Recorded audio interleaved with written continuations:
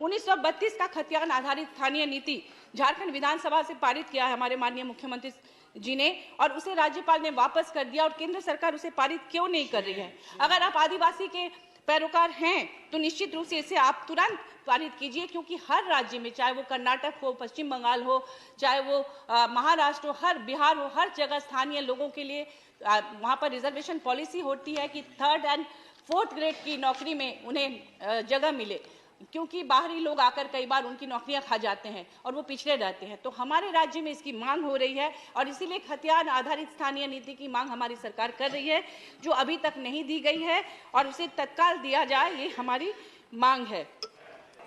2022 में प्रस्तावित वन संरक्षण अधिनियम मेरे दावे की संपुष्टि करता है। पुराने नियमों में जहां आदिवासी क्षेत्रों में शुरू होने वाली परियोजनाओं में ग्राम सभा की सहमति आवश्यक थी, उसे सरकार ने निरस्त कर दिया है। इससे प्रकृति निर्भर आदिवासी संस्कृति एवं जंगलों का विनाश अवश्यंभावी हो गया है। आदिवासी संस्कृति जल, जंगल और जमीन की संस्कृति रही है। आदिवासियों के जितने भी संस्कार होते हैं, जन्म से लेकर मृत्यु तक, वे सभी जंगलों पर आधारित होते हैं। उसमें साल के पत्ते, नदी, झरने, पहाड़ जिसे बुरु कहते हैं, इन तमाम चीज़ों को लेकर ही वे अपने संस्कार करते हैं, चाहे वो विवाह हो या कोई भी पर्व त्योहार, जैसे कर्मा, सरहुल, माघे पर्व, सोहराय, जतरा, हर पर्व त्योहार में जंगलों का बहुत बड़ा साथ होता है। और मुझे लगता है कि विकास का जो आदिवासी मॉडल है आज के समय में, वही इस धरती को बचा सकता है, न कि विकास का पश्चिमी पूंजीवादी मॉडल। तो मुझे लगता है कि इस तरह से ग्राम सभा के अधिकार को छीनना बहुत बड़ी भूल होगी। इससे हर जंगल कट जाएंगे और आदिवासी, गरीब आदिवासी जो सदियों से लघु वनोपज, जो जिनकी आजीविका का साधन रहे हैं, जैसे घोंगा, खुकड़ी, रुगड़ा, फिर आपके नदी से मछलियाँ, या पत्ता जो होता है केदू पत्ता जिससे कि बीड़ी बनता है, इन तमाम दतवन, इन तमाम चीज़ों को जंगल से ले जाकर वो बेचते हैं और उसी से उनकी आजीविका चलती है।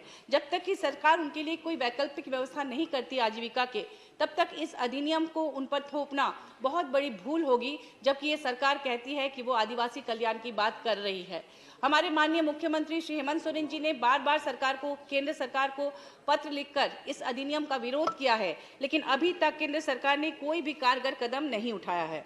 मानव तस्करी की घटनाएं सबसे ज्यादा गरीब आदिवासी बहुल इलाके से होती है। भाजपा कार्यकाल में पन्नालाल जैसे तस्करों ने लगभग 15,000 आदिवासी लड़कियों की तस्करी की, उन्हें नौकरी देने के नाम पर, और जो अभी जेल में हैं। तो इस तरह की घटनाएं लगातार होती रही हैं। इसलिए महिलाओं को आर्थिक रूप से स्वावलंबी बनाने के लिए, उन्हें सम्मानजनक रोजगार से जोड़ने के लिए एक बड़े बजट की आवश्यकता थी। उसे क्यों नहीं दी गई? सिर्फ यह कह देने से कि सरकार महिला और आदिवासी के लिए बहुत काम कर रही है, काफ़ी नहीं होता।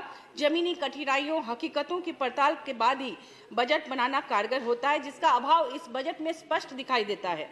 इसी प्रकार 2021 में ध्वनिमत से पारित हुई खान और खनिज संशोधन विधेयक केवल पूंजीपतियों को ध्यान में रखकर बनाया गया। यह नियम खान मालिकों को हमारे देश की बहुमूल्य खनिज संपदा को मुक्त बाजार में बेचकर ज्यादा से ज्यादा लाभ कमाने के लिए प्रोत्साहित करता है। सरकार की विकास की नीतियों ने पर्यावरण और खनन क्षेत्रों में रहने वाले आदिवासियों के भविष्य के साथ पिछले 8 वर्षों से इसी प्रकार बस समझौता ही किया है। माइंस में काम करने वाले मजदूरों, महिलाओं और बच्चों के स्वास्थ्य के लिए क्या बजट है, ये अभी तक स्पष्ट नहीं हो पाया है। अब सभी जानते हैं कि कोडरमा एक ऐसा जिला है जहां माइका निकालते हैं और उसमें जो बच्चे और औरतें होती हैं, तमाम दिन भर वो लोग उसको निकालते हैं और कहते हैं ढिबरा, उसका नाम ढिबरा बोलते हैं लोकल भाषा में। उसको चुनते चुनते कितने लोग बीमार पड़ते हैं। क्या इन चीज़ों पर ध्यान है? सिर्फ रॉयल्टी के पैसे, सरकार का ध्यान उस पर है। हमारे राज्य सरकार का 1,36,000 करोड़ रुपए बकाया है रॉयल्टी के पैसे कोल इंडिया के पास, लेकिन बार बार पत्र लिखने के बावजूद माननीय मुख्यमंत्री द्वारा अभी तक केंद्र सरकार उस पैसे को वापस नहीं कर रही है। जबकि आप जानते होंगे कि झरिया, धनबाद में बहुत महत्वपूर्ण जगह है झरिया, जहां वर्षों से आग लगी हुई है कोयले के खदान में और जमीन के नीचे नीचे वो आग फैलती ही जा रही है। उसके लिए कोई बजट नहीं है कि कैसे उस आग को बुझाया जाए। किलोमीटर पर किलोमीटर पूरा नीचे से खोखला हो गया है, क्योंकि अंदर अंदर आग है। वो राख के ढेर पे वो शहर बसा हुआ है झरिया। मैं गई थी विगत दिनों उसे देखने के लिए। रात में लगता है कि चारों तरफ आग लगी हुई है। ऐसे में इन चीजों पर सरकार क्यों नहीं ध्यान देती? सिर्फ उस राज्य को लूटने के लिए वहां पर तरह तरह के माइंस हैं, वहां से खनिज संपदा लेकर पूरे राज्य को, पूरे देश को समृद्ध करती है सरकार, लेकिन क्यों नहीं वहां के लोगों के बारे में सोचती कि जो आग की ढेरी में जिनके घर है उन्हें रात में नींद नहीं आती, यह सोचकर कि कभी भी वो धस जा सकते हैं, वो आग में जमींदोज हो सकते हैं, और उनके घर के बीच से कभी कभी फट जाती है जमीन और वहां से जहरीली गैस निकलती है। आप सोचिए उनके बारे में जो उस आग की ढेरी में सालों से रह रहे हैं। ये झरिया धनबाद में से फिल्में भी बनी है, लेकिन अभी तक केंद्र सरकार इसके लिए कोई भी कारगर उपाय नहीं अपना रही है। कुछ दिन पहले मैंने देखा कि कार्बन उत्सर्जन को लेकर बिल आया, अच्छी बात है। 10 लाख की फाइन के बारे में कहा गया कि कोई स्कूटर भी अगर पुराना चलाएगा और कार्बन उत्सर्जन होगा तो गरीब को भी 10 लाख फाइन देना पड़ेगा। लेकिन मैं कहती हूं कि ये जो प्रदूषण इस तरह के माइन से निकल रहा है, सरकार की गलती से, कोयला कंपनियों की गलती से, उसके लिए सरकार से फाइन कौन लेगा? जो कि लोगों की जिंदगी से खिलवाड़ हो रहा है, जो वहां पर काम करते हैं, जो वहां के उन इलाकों में बसते हैं। एक और महत्वपूर्ण बात कहना चाहूंगी कि अडानी पावर प्लांट, आपको पता होगा कि झारखंड में है और नया खुला है, जो कि बांग्लादेश को बिजली बेच रही है। और वो अडानी पावर प्लांट से जो प्रदूषण होता है वो वहां के लोकल आदिवासी, वहां के लोग उसे झेलते हैं।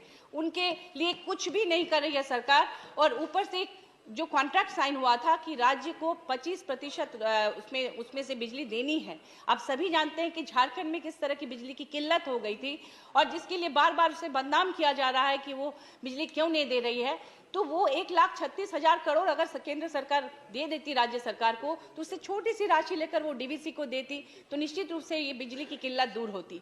क्या वहां पर गैर भाजपा सरकार है, इसी वजह से ऐसा किया जा रहा है कि ताकि जनता की